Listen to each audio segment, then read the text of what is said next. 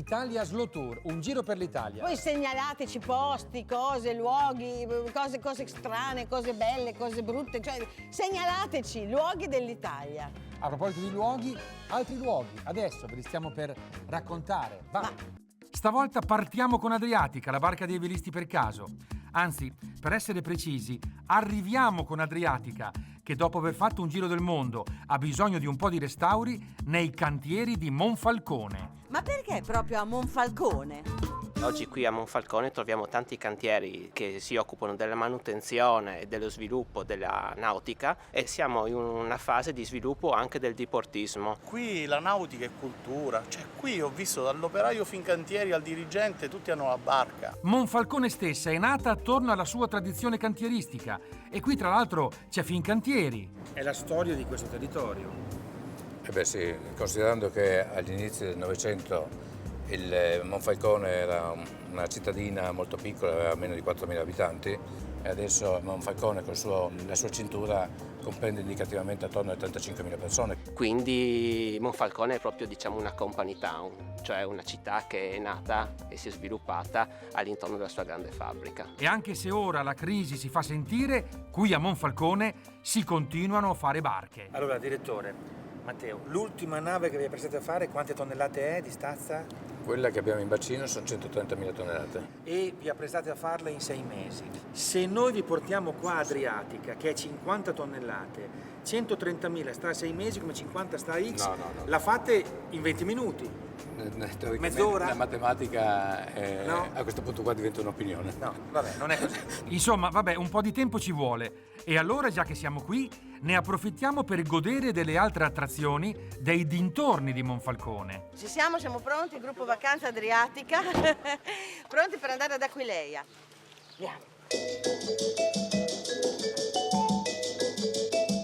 Io e un gruppo di velisti per caso, in attesa di ripartire con Adriatica, andiamo a vedere i dintorni di Monfalcone.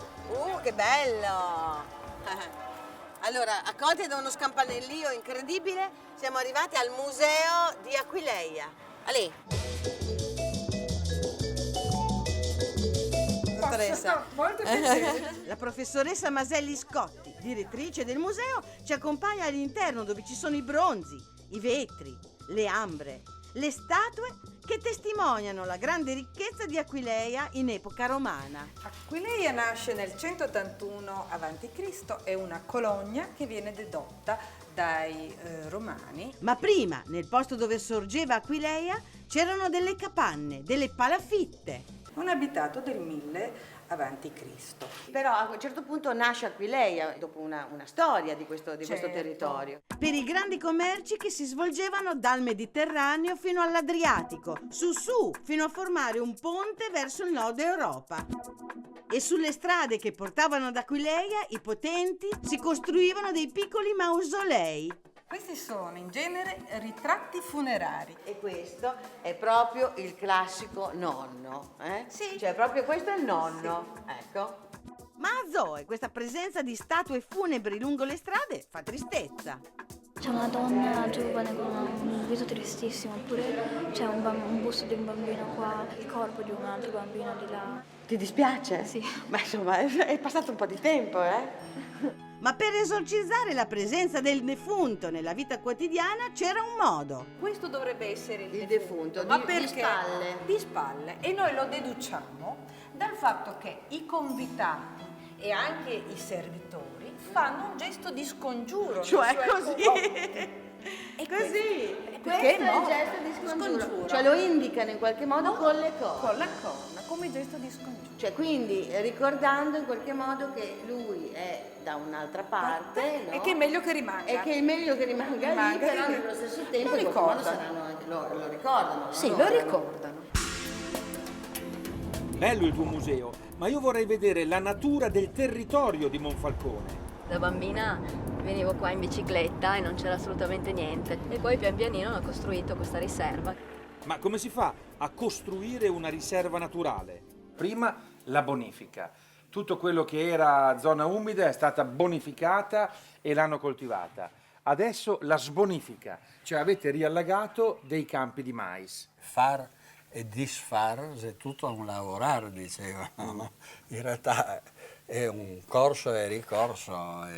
D'altra parte, se in un'area in crescente sviluppo vogliamo conservare una elevata biodiversità, io temo che la strada sia solo questa, cioè cercare anche in certi casi almeno di ritornare indietro, quindi di restaurare o addirittura ripristinare ambienti naturali. Il professor Fabio Perco è il bonificatore e quindi il creatore e il direttore della riserva naturale dell'Isola della Cona, alla foce dell'Isonzo tra Monfalcone e Staranzano. Noi facciamo concorrenza ai cantieri di Monfalcone per il numero di gru. Questa riserva è un hub, un aeroporto ornitologico, uno scalo internazionale per uccelli che vanno dall'Africa al Nord Europa. Eh sì, questa è una zona di passaggio. Dall'Oriente, cioè dall'antica Persia, con l'esercito di Alessandro Magno, è arrivata anche un'importante religione, il culto del dio Mitra. C'è un grande contatto con l'Africa, c'è anche un grande contatto con il mondo asiatico e questo si riverbera nei culti che si trovano in questa città. Il culto del dio Mitra era legato alla conoscenza della precessione degli equinozi. Infatti, nella religione mitraica c'è una componente astrologica fortissima. Mitra nasceva il 25 dicembre, come Gesù. Il 25 dicembre, cioè il solstizio d'inverno, che è molto importante. E quindi il 25 dicembre come una data che poi viene mantenuta anche nel Natale, quindi questo discorso che il Natale ha 10.000 anni, insomma. Nel suo culto c'era una cerimonia eucaristica. Mitra poteva trascinare il toro, come in questo caso, per poi fare il banchetto con il dio Sole, e questo è il momento culminante di questo mito. E i sacerdoti erano chiamati magi. Addirittura c'è un collegamento con la magia. I magi, i famosi magi, sono strettamente collegati con questa religione orientale. Ed è stata una delle più importanti religioni al momento dell'affermarsi del cristianesimo, con cui c'è stata uno scambio. Tant'è vero che i magi appunto vanno alla grotta di Betlemme seguendo la stella. Quindi appunto è tutto c'è tutto un collegamento a questo. Ma alla fine il cristianesimo ha vinto, forse perché il mitraismo era un culto maschilista. Le donne non possono partecipare. Io malignamente dico che è stato uno dei motivi per cui non ce l'ha fatta nei confronti del cristianesimo. Brava, mi sembra una bella interpretazione. Mi piace come molto. non mi capito.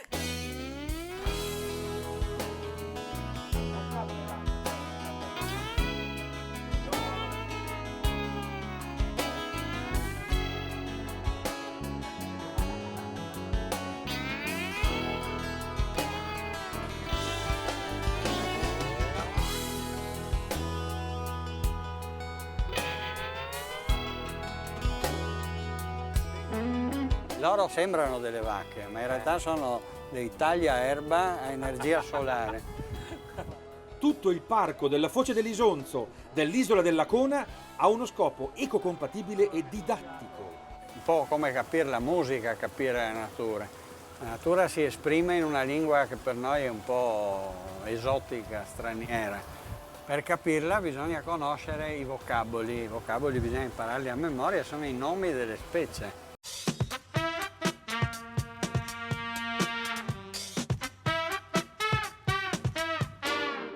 La Basilica di Aquileia ha il tetto fatto a carena di nave, pieno di stelle, e sul pavimento grandi mosaici.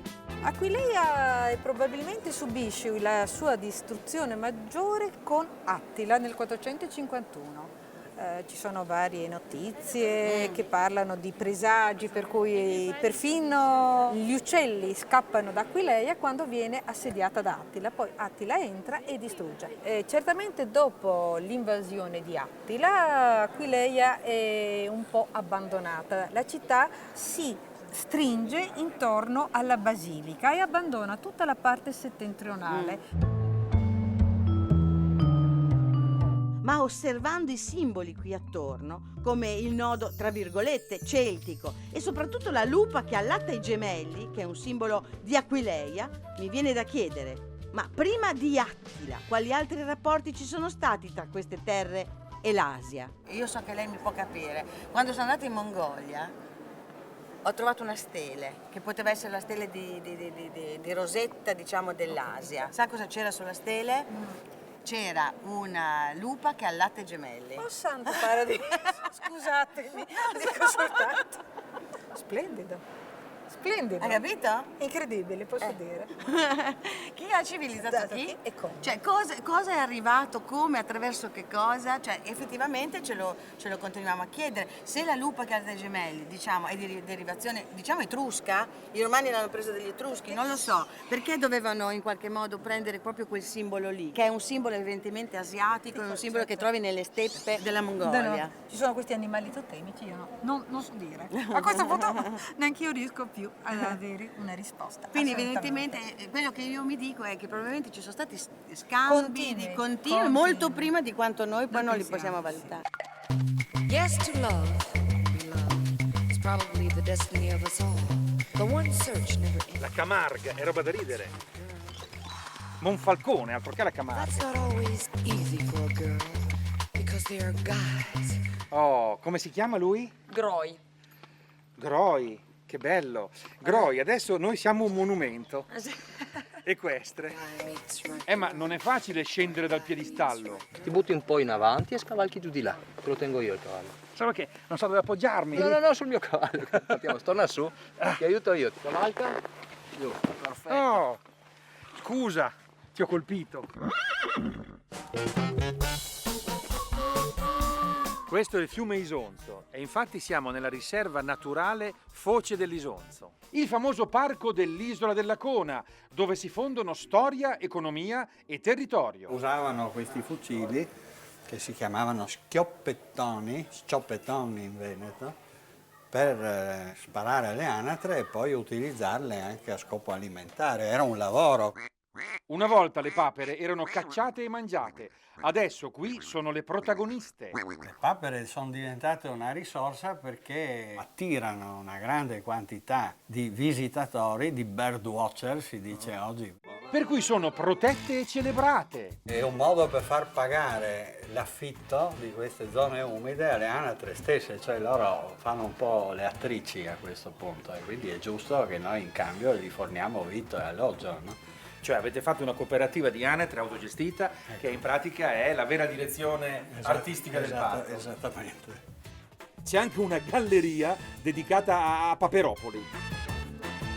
Qua ci sono i personaggi di Paperino che il professore si è divertito ad analizzare dal punto di vista scientifico. Ovviamente sì, perché si tratta di identificare la vera specie da cui nasce il personaggio. E non solo la specie, ma anche la varietà. Paperino quindi è un'anitra domestica. Esattamente, Eccolo qua. sì, un germano reale domestico per essere precisi, mentre Ciccio era sicuramente un'oca. Nel Nord America esiste la black duck, l'anatra nera cosiddetta, Daffy Duck, a cui evidentemente si sono ispirati nella creazione di questo personaggio. Beh, la papera è fondamentale nella vita. Facciamo questo. Allora, adesso, Zoe, vieni con me, perché vedi questi gradini? In realtà sono la struttura che regge il campanile. Allora, tutto questo è molto misterioso perché questa struttura, questo campanile è stato fatto nel 1000, diciamo, dopo Cristo e quindi è un campanile che è stato aggiunto alla costruzione di Aquileia. Ma sotto al campanile che cosa c'è? Adesso te lo dico. Ti interessa? Vieni, ti faccio vedere. Qui c'è un gallo con una tartaruga e con un vasetto che contiene qualche cosa, no? Qualche cosa di molto aereo. È molto misterioso, così come questo ariete e questa scritta anche. Beh, così come l'asinello, quell'asinello lì non ha senso così, c'è un disegno che però si interrompe. Ci sono poi due uccelli che si guardano, simbolo orientale del bene e del male, dello yin e dello yang. ripresi dalla simbologia gnostica. È la filosofia della sapienza. Ma questa sapienza da dove veniva? Che cos'era? Bisogna indagare. Però non possiamo allevare il campanile per vedere quello che c'è sotto. Che dici? Andiamo su?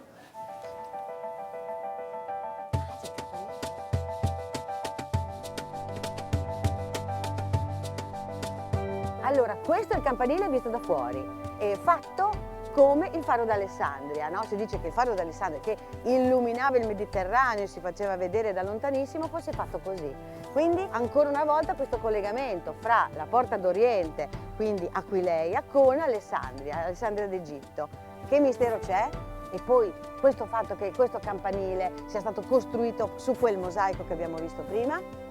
Ma a Zoe non sfuggono le croci che tutto attorno al campanile segnano il luogo dei caduti della Prima Guerra Mondiale. La guerra di trincea che si è combattuta qui sul Carso è veramente terribile. Tuo padre dovrebbe essere là, se non sbaglio. Bene. Lasciamocelo. Andiamo. Monfalcone, uno ci arriva in barca, ma se come me soffre il mal di mare, trova un sacco di altre attrazioni. C'è un bosco qua, bellissimo. Immediatamente alle spalle della città, tutta una serie di modesti rilievi ondulati, non sono propriamente montagne. Marco Mantini e il gruppo volontario della Protezione Civile ci stanno portando nel parco tematico della Grande Guerra. Siamo sul Carso, che è un fenomeno. Esattamente, un terreno molto particolare, beve un po' tutto, è un terreno permeabilissimo e provoca il fenomeno della dolina. Ci presenti una dolina? Più che presentarlo, scendiamo in una dolina. Cadiamo in una dolina, dai. La dolina è in pratica un avvallamento, un buco scavato dall'acqua. Siamo attaccati al mare e sembra di essere in montagna e fa anche freddo. Perché? Cosa succede a livello climatico? Col fenomeno della bora gela, raffredda il terreno enormemente e poi abbiamo un altissimo tasso di umidità quando viene sul sole. Il sole tira fuori l'umidità, arriva la bora, lo gela e tiene come una ghiacciaia. E rimane come una ghiacciaia. Prima del frigorifero le popolazioni locali andavano a cavare il ghiaccio dalle doline e a Trieste le chiamano le iazzere. Iazzere. La dolina è un toponimo che arriva dallo sloveno dol, donde diciamo che siamo a terra di confine, per cui anche la lingua locale ha assunto un po' termini dello sloveno, dal veneto come dal tedesco.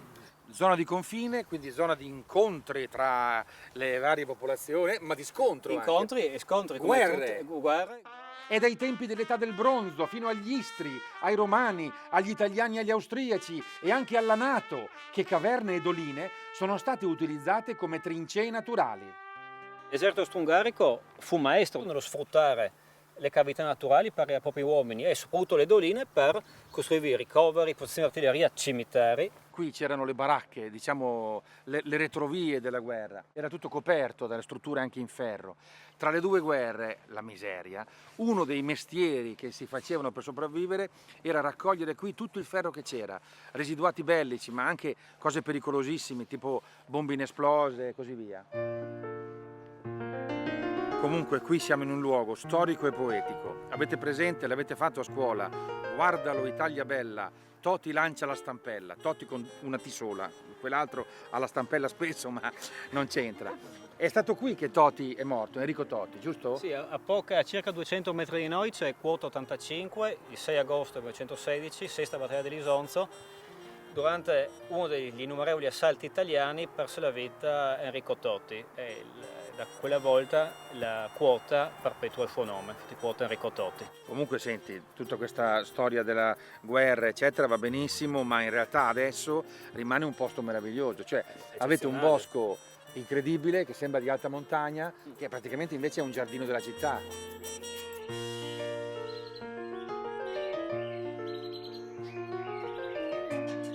Bene, andiamo a vedere la grotta del dio Mitra. Si trova qui praticamente in mezzo alla collina che si affaccia direttamente sul mare. Bel posto.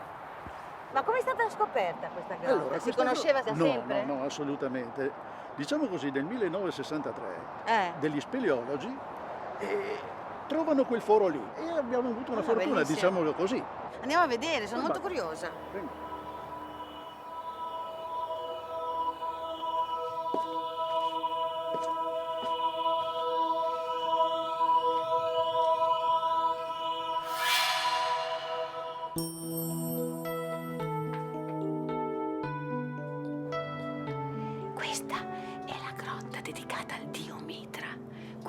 venivano compiuti dei riti molto spettacolari. Qui probabilmente veniva sacrificato il toro, che era proprio il simbolo del dio.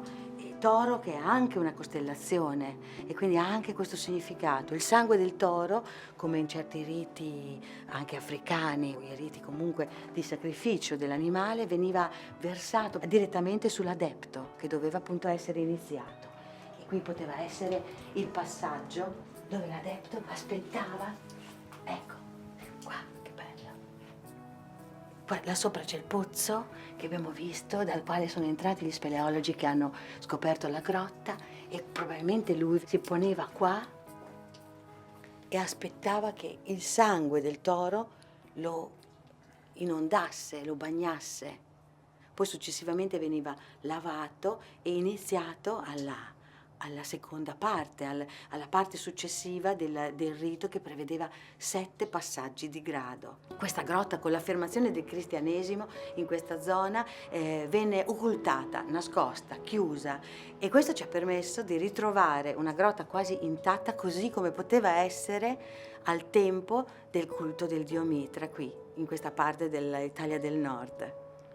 Meraviglioso, no?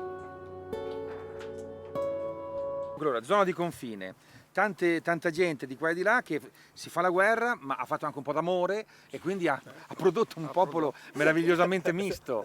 Sì. Esattamente. Se penso a tutti gli amici che ho incontrato da queste parti, vedo rappresentati i popoli di tutta Europa. Mio papà era di Isola d'Istria, però c'erano dei parenteli anche con l'Austria. Da parte della madre erano di qua, di Monfalcone, circondario, diciamo. Però con origini, sembrerebbe, polacche. Da parte di mia nonna materna erano greci, dall'altra parte si dice che fossero ungheresi. I miei nonni venivano praticamente uno da Chioggia, invece l'altro veniva subito qua dalla vicina Slovenia. Dal Veneto, dalla parte della mamma, e dall'Austria, da parte del papà. Un nonno mio è nato a Budapest, un altro nonno mio è nato nel Friuli, il nonno di mia moglie è nato in Cecoslovacchia. E un'altra nonna è nata in Istria. Sempre il mare legava, e quindi abbiamo delle genealogie estremamente complicate, interessanti, e soprattutto sono valide per le ragazze, che dicono che le ragazze, le mule triestine, sono fra le più belle d'Italia. Certo, è la biodiversità, si chiama così scientificamente. La mia famiglia non ci sentiamo proprio né italiani né sloveni, tutto sommato, anche se direi un po' più sloveni, però un po' cittadini di tutti i paesi. Nous sommes mitteleuropeo, ti piace? Sì, mi piace molto. Questo è turismo antropologico, perché si vanno a assaggiare i cibi, a guardare i monumenti, ma a toccare anche il carattere delle persone. Sì. Insomma, storicamente tutti passavano di qua, sia per la posizione strategica, sia per la ricchezza della terra e soprattutto del mare. Marina Hannibal, Monfalcone. Andiamo a pescare. Quante e che belle barche che ci sono qua all'Hannibal, guarda. Qui a Monfalcone la barca è uno sport per tutti, come la pesca. Si incomincia con la volontà di pescare, ma a metà mattina, se non c'è il pesce, ci sono sempre i vini bianchi del Coglio che fanno da consolazione. Con Fabio e Roberto andiamo a pescare le seppie. Ci sono 2 momenti particolarmente favorevoli qui nel nostro golfo. Uno è a dicembre, quando abbiamo i calamari, e veramente sono un bel pescare, ma è anche un bel degustare. Invece adesso ci sono le seppie, c'è una tecnica un po' particolare, perché bisogna solleticarle, così richiamandole con dei movimenti dell'esca finta, loro si attaccano e rimangono impigliate. Quindi la seduzione della seppia. E bisogna sedurla. La seppia è nome femminile, quindi ci vuole. La psicologia dell'esca, bisogna invogliare un pochino la seppia a mangiare. Il tempo è l'acqua ancora fredda e perciò speriamo che ci siano. Roberto mette le mani avanti. La pesca è così, è zen. È una meditazione galleggiante. I friulani dicono che il miglior pesce è il cotechino. E cioè cosa vuol dire? Il cotechino. Mentre tu sogni di pescare cotechini, io esploro il passato di queste terre. Bene, andremo a vedere dei piccoli androsauri, dei sauretti, dei dinosaurini, che sono rimasti qui inchiodati dentro a queste montagne. Quindi evidentemente queste montagne, questa costa era molto antica, e questo è molto interessante, è un mistero. Infatti i paleontologi del museo dell'Androsauro Antonio mi portano a vedere la roccia dove è stato trovato. C'era un blocco di roccia aggrappato là, si vede ancora lo striscione di faglia. All'interno c'era Antonio ed era completo. Allora, lei lo immagini, spiaccicato, immagini una fetta di salame dentro un panino. Spiaccicato perché chiaramente tutto questo si è compresso, perché prima, quando c'era lui, era creta probabilmente tutto questo, era fango. Quindi questo fango lo ha compresso, è indurito, è diventato questa roccia carsica e ha inglobato il nostro Antonio. Sì. Lo scheletro è diventato un tutt'uno con la roccia. Ma come hanno fatto a trovarlo? C'era una ragazza, una studentessa che preparava la tesi di laurea qui in geologia e che ha visto spuntare la parte anteriore delle zampe. Che occhio, ma anche che, Ma Antonio non era mica italiano. Tutta questa terra era ubicata all'altezza dell'equatore. C'è questo spostamento. Quindi stiamo parlando di una roba che è nata in un altro posto e poi si è spostata. Certo, si è comunque avuto uno Cretaceo spostamento. si è spostato il tutto con il dinosauro dentro. Col suo fossile dentro. Col suo fossile dentro. Sì. E È arrivato Antonio a noi. è arrivato a noi. E la roccia carsica che poi in realtà appunto è fango solidificato. Infatti, se la si prende e la si rompe, ma dai, pazzesco! Per un attimo sembra di sentire l'odore Questo del ambiente fango. Putrido. Sì, è l'ambiente ideale per fossilizzare. Ecco. Bellissimo. Però C'è stato appena- un momento che mi è secondo. venuto da lontano, è proprio venuto da lontano quell'odore del fango di 70 milioni di anni fa. Hanno più, hanno meno. Sì, ma adesso torna al presente e soprattutto torna a bordo. Adriatica, rimessa a posto, è pronta per riprendere il viaggio.